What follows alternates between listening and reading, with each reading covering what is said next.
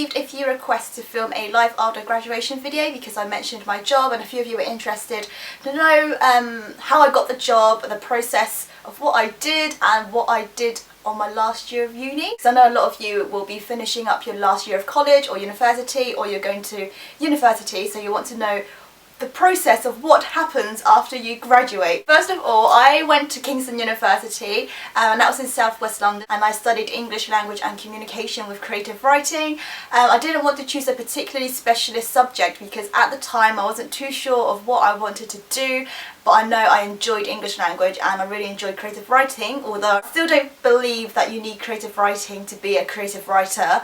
It just helps to harness those skills and to give you some extra skill sets for things like writing essays and stuff, so it helps with that. So I graduated with a 2-1 in November. That's just passed, and during the process of it on my last year, it was a very busy year, so I'm not going to kind of sugarcoat anything because it is going to be the most hectic year of your 3 years or 4 years of university. It's going to be very hard, but it's also going to pass so quickly and it's literally gone in a blink of an eye. So use your time wisely. If you're approaching your last year of university now or you're graduating in the next few months, if you haven't done so already, start looking for jobs and start applying for work experience and internships to do during maybe Easter holidays or just on your days off of university. Even though you are getting a degree, so is thousands of other people across the country and abroad, so you're under a lot of competition, so you've got to stand out. So first things first, you have to get your CV looking good. One thing that's really important with graduates and stuff as well particularly are that people just aim for a certain job position,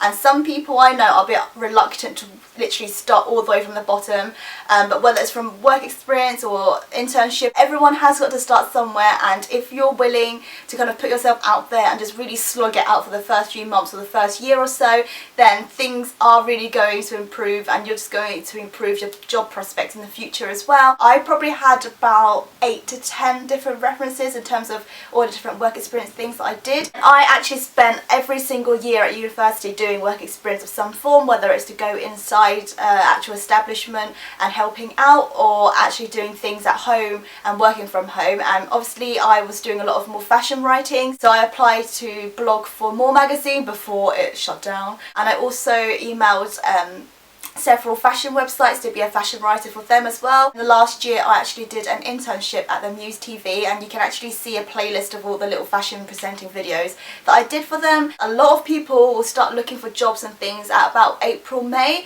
and I personally think that's a bit too late because then you're in competition with everyone else that decide like, oh, I better start looking for jobs right now, I graduate in a week. I started to look at before Christmas and then really started to apply in January, February. So even though companies may not immediately contact you right away, there's no saying that they haven't kept your CV and cover letter on record for future job opportunities. So don't give up again and just keep applying for everything and anything that's obviously within your skill set, but also don't limit yourself to just one sector and one career path, and just be more open-minded and think about what else could I contribute, what other jobs could I potentially go into apart from the one I've actually got aimed in my head. One of the writing platforms that I was writing for is called Glipho, and it was like an up and coming new blogging platform, and apart from fashion I actually wrote about food and drink and photography and lifestyle. So yeah, you've got to expand your skill set. Obviously it isn't just restricted to writing, but if you're working for something else then don't limit yourself to a set amount of skills, prepare to go outside of your comfort zone and to work outside of what you're used to as well. Personalise your CV and cover letter. Don't just use a generic template for every single job application because it's not going to be like a one size fits all. You're just going to have to tweak every single one, and don't be lazy with it.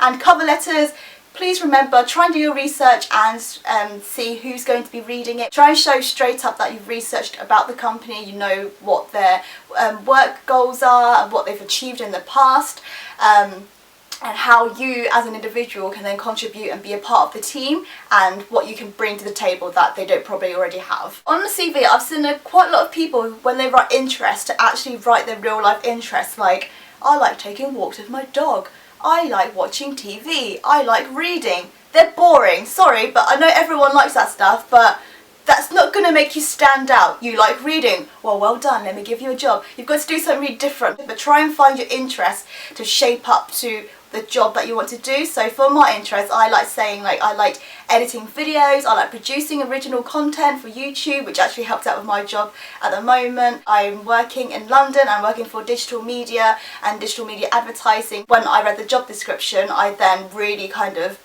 emphasised the parts that I knew would be relevant for the job that I was applying for. It then shows that you are very committed to the area that you're working in, and I also did a lot of work experience, so then it just reflected that I wasn't only looking for a paid job, but I was seriously interested in kind of social media and fashion and blogging, and I show the things that I've did outside of university and in my free time to prove it. If you're lucky enough and then you get offered an interview, then congrats and well done for you. Interview process is actually my favourite part. Don't try and be anyone you're not. Obviously make yourself seem a lot more professional and approachable, but then don't try and alter yourself into someone you're not, basically. So I'm a very chatty person, so I use that as a terms of a sociable skill, but then I wouldn't overly ramble about stuff that wouldn't matter, like, so what did you have for breakfast this morning? Save that for after the interview when you're actually a bit more friendly with them.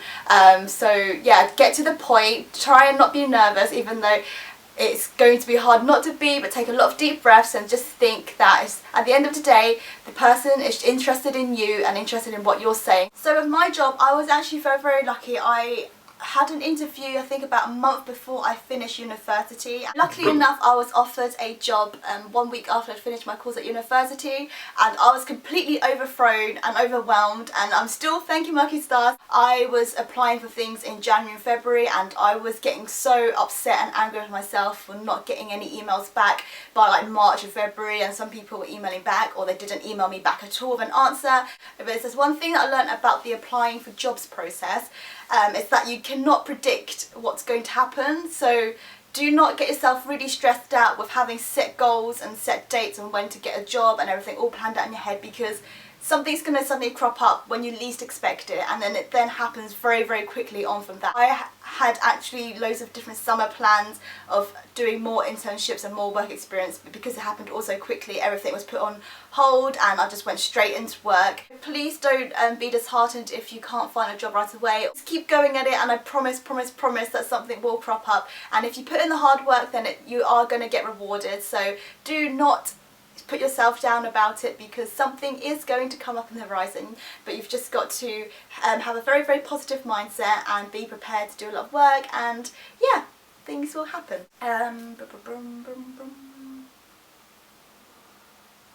So I hope that's helped a bit more and has given you some tips on what to expect. Please don't hesitate to email me or send me a little tweet or Facebook message if you wanted to talk to me more about your kind of individual situation. I'll try my best to give you some more extra tips and just chat about it, because I know how nerve-wracking it is and how scary it is, because I spent many nights just not being able to sleep and just panicking like every single day of what was going to happen. And I just want to assure you that things are definitely going to be okay, and to not make yourself get too wound up about it, even though I know that's easier said than done. But speaking from experience, things are going to be okay. So if you're in your last year of university, then good luck, and I know you're all going to do very well, because I know you're all very hardworking, so don't worry about it, and I shall see you in my next video. Bye!